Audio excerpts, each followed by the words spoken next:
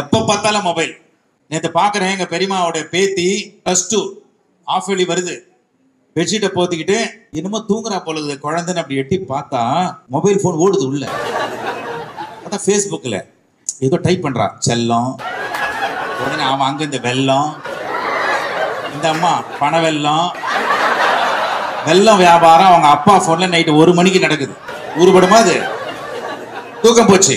மறுநாள் கிளாஸ்ல போய் உட்காந்து அப்படியே பிளாக் போர்டை பார்க்கறது. ஆனா கண்ணை திறந்துக்கிட்டா இருக்கா. பிளாக் போர்டையே பார்த்து வந்திருக்கா. போன டீச்சர் அம்மா வந்தாங்களாம். பிளாக் போர்டில் எதுவுமே இல்லை.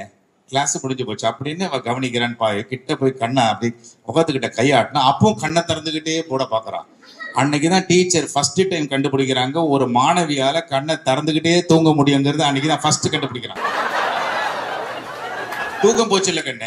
இழுத்து கொண்டோர் எல்லாம் பிழைத்து கொண்டார். இழுத்து கொண்டோர்